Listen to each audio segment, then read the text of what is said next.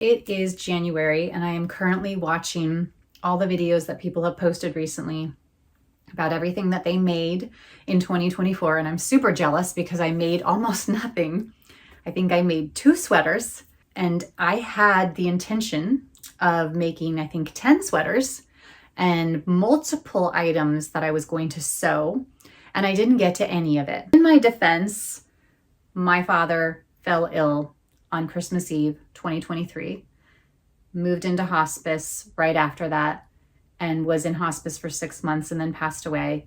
And so last year was a little bit rough. I mean, clearly I wasn't really in a headspace to be able to do that stuff. I mean, I can't imagine having had the mental bandwidth to even think about measurements and like stitch count and stuff. There's just no way.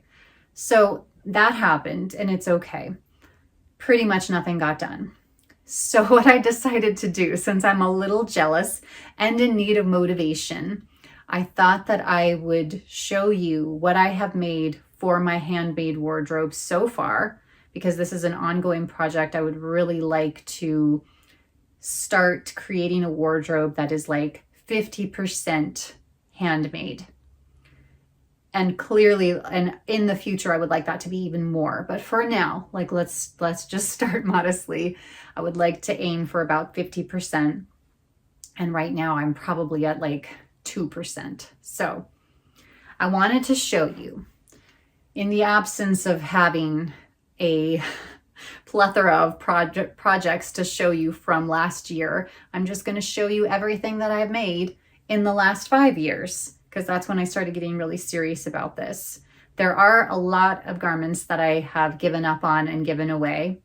So there are many things missing, and I'm just not even going to go in the archives and look for photos. Like, who cares? It's over. Moving on. I'm only going to show you the ones that are functional or semi-functional or used to be functional and things that actually are contributing to my wardrobe currently. All right, so let's start off with a sweater. I made this one in 2023, I believe. This is the Weekender, the classic Weekender with the boat neck. And I absolutely love this one, except I don't truly love boat necks. Boat necks are not my favorite. It's a long story. I don't really like the way they look on me for the most part. And yeah, it's just not really my vibe. But I'm glad I made this, and at the time it was the only option. I do wear it pretty regularly, even though I wish it had a different neckline, but I still wear it regularly, so I feel like that counts as a success. There are a lot of mistakes in here. This is the first time I did short rows, I think it was the first time, and I really messed them up pretty badly. If you look closely, you can see, but that's okay. Nobody's looking that closely. So that I followed up with the new Weekender, the crew neck Weekender. Thank you, Andrea, for that. And this one I made last year. I made this one, or finished this one, in 2024. So I think this is one of only 2 projects that I finished in 2024. I really love this one. I like the softness of this yarn. I think I'm going to have to look up the details on these. I should have brought my computer in here so I could look it up and tell you, but oh well. So I like how soft this is compared to this. This one is Wool of the Andes Knit Picks worsted weight, and it's a classic yarn, very affordable, but I find it to be a little bit stiff and itchy. But I actually really like how stiff it is. Like, these 2 sweaters compared, this one is a little more itchy, but the structure of this one, I like it so much more. Like, this one really holds up. This one I feel is very drapey, to the point of it, like, I don't like how drapey it is. Like, it's too drapey. And I wish it had a little more structure. This is the other project that I made in 2024. This is a Weekender crew neck sweater. This actually used to be a tank top, and I wish I could find some old footage or pictures of myself wearing it, like the original version of what I made out of this yarn. This is a cotton yarn. I can't remember where I got it. but I wanted it to be a summer shirt. So it was initially a tank top, and I hated the way it turned out. It was just there were just too many things wrong with it. So once again, I made the bold decision to frog it because I really like this yarn. It is very soft and just, I love the drape of it. I love this yarn. And I felt like, why have something in my closet with this beautiful, expensive yarn if I'm not going to wear it? So I decided to make what I call an elevated t-shirt out of it. And please excuse my ends here that are showing, but I thought this would be perfect for the weekend or crew neck, and just don't put sleeves on it. And then what I ended up doing is doing a half double crochet around the neck and the sleeves, just to give it like a simple finish. And I really love this. It's very short, as you can see. So it is a genuine crop top, but hey, it's for summer. That's what it was meant for. So here's the wool fork dress. This dress has some problems, all of which are my fault. It's a great design, great pattern. I have some issues with it that I talked about in another video, and I'm going to work on what I want to do about that. I haven't decided yet. I call this my witch dress, and I guess basically you could sum it up by saying I thought this would be more comfortable. And again, my fault. This is not about the pattern. The proportions are off, the size is too big for me, and the fabric is not the right choice for comfort. So it's all my fault. And I just need to figure out what to do with this, if I want to alter it or scrap it altogether and use the fabric for something else. But I did have leftover fabric from this, and I made this crop top out of it, also using the wool fork pattern. The wool fork pattern is awesome. You can make a million different things out of it. And I absolutely adore this shirt. Now, this is the weirdest thing because I don't like the feel of this dress, but this I can handle. I think it's because it's short sleeved, so it doesn't have as much of a constrictive feel to it. Also, as you can see, I made a lot of mistakes on it. A lot. Like, there's a lot of like places where it looks like there's pleating and it shouldn't be pleated. It should be a straight, panel. And like, look at there's a lot of puckering on this. But it's okay. I actually love the way this looks. Like, it's totally an accident, but I think it's so pretty. And I love the way this looks on me.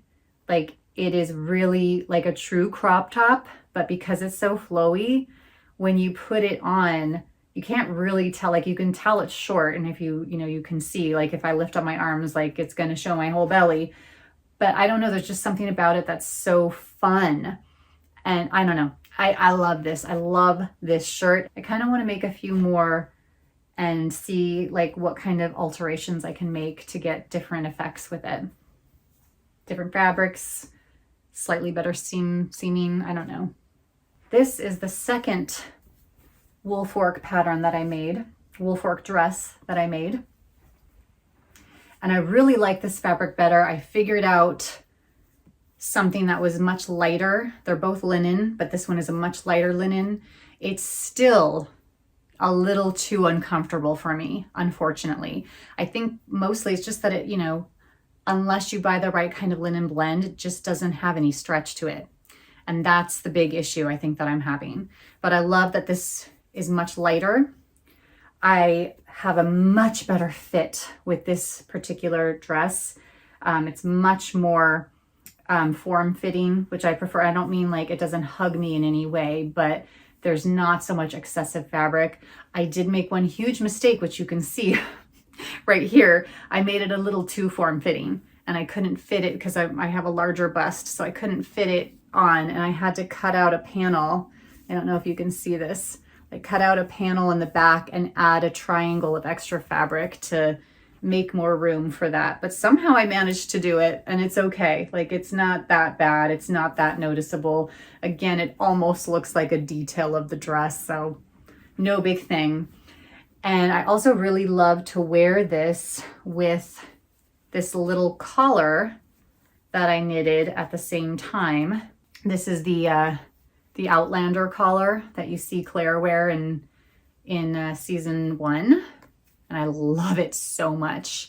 I really need to wear this more often. Like I never wear it. And it's so cute. Like it would just be lovely. It's just fluff and hairs everywhere.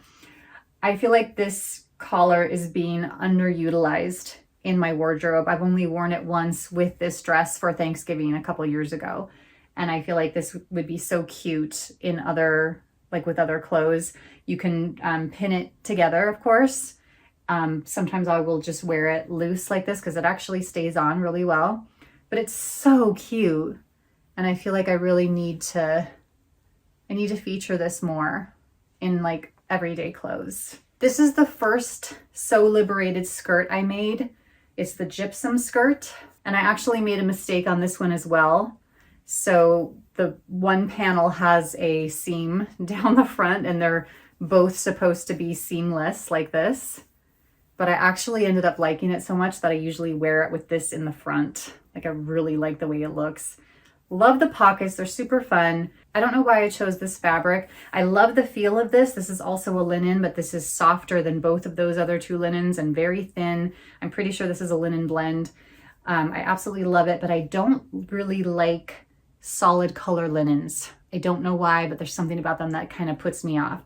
So I don't know why I would have bought this in red. I know I was into like red skirts at the time, but I'm still kind of like puzzled as to why this.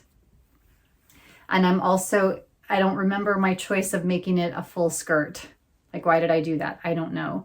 But it is super comfortable and I do like it a lot. So I wouldn't say that I've been wearing it much this year, but I have probably worn this dozens of times since I've worn it.